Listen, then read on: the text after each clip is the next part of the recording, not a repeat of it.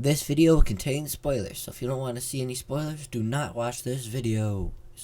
This video contains spoilers, so if you don't want spoilers, do not watch this video. This movie came out in 2026. The age ratings are, the movie's 2 hours and 5 minutes long, and my rating of the movie is an 8 out of 10.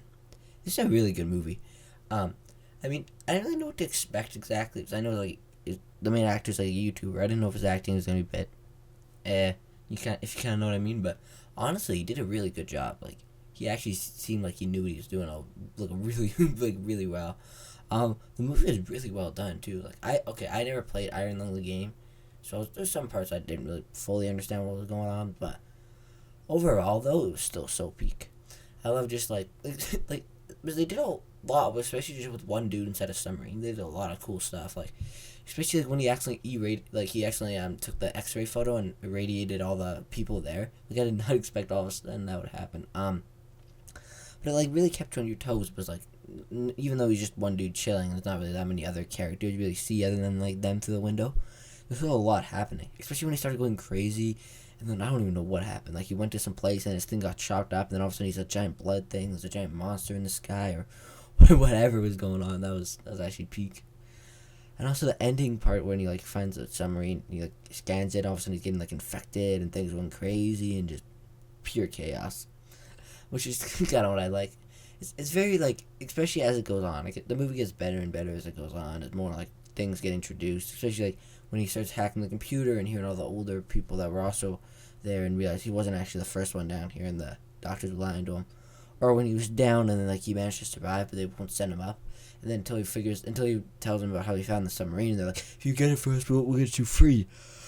But then he finds it and he's infected and whatever else is going on, they just don't let him up. But, he still did kind of help him out, but I still kind of feel bad for him. I was kind of hoping in the end he'd manage to get out, but I guess it makes sense why he didn't. But rest in peace.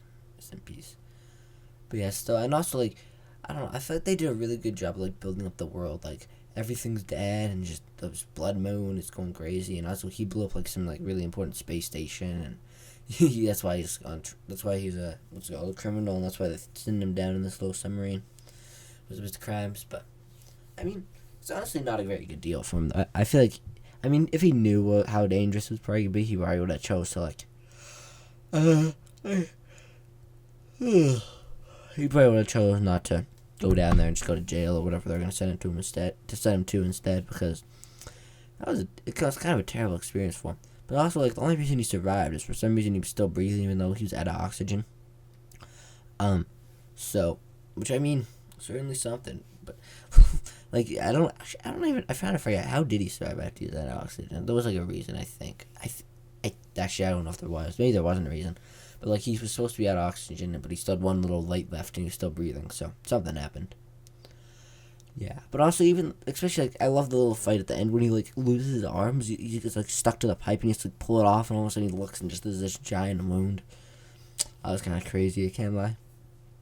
Also, I think this thing won some blood awards for having a lot of fake blood. I can definitely see that there's a lot of blood. Because they're in a submarine in a blood ocean, so when it starts leaking later, especially that one scene I was telling you about when he goes crazy, there's a lot of blood there. I don't even know how much they used for that. They also probably used effects maybe for that one, but they're ginormous. But yeah, just overall, there's a lot of blood. And what else do I really want to talk about? Hearing him just talk to all the different doctors and stuff as he was going. That was kind of cool. It was kind of fleshed out everything a lot more. Yeah, and honestly, at first I was a bit confused why he couldn't see the monsters through the blood. I guess it makes sense because you can't really see through blood, and he was having to take X-ray photos. But I also really liked it. It was you all of a sudden you just see this photo of just a giant monster, and everything would just start shaking and going absolutely crazy. Which honestly, I feel like they did the shakes really well. Whenever the boat started shaking, that was pretty peak. Not boat, submarine. The blood submarine of bloodness. But yeah, overall, I really did enjoy it. But yeah, I don't know, it was a really good movie and I really enjoyed it. So yeah, if you're looking for a movie to watch and you're able to watch Iron Lung, I would recommend. But there's also some pretty scary parts as well, which is kind of cool. So yeah, overall, it was a really good movie and I enjoyed it a lot. Anyways, thank you for watching.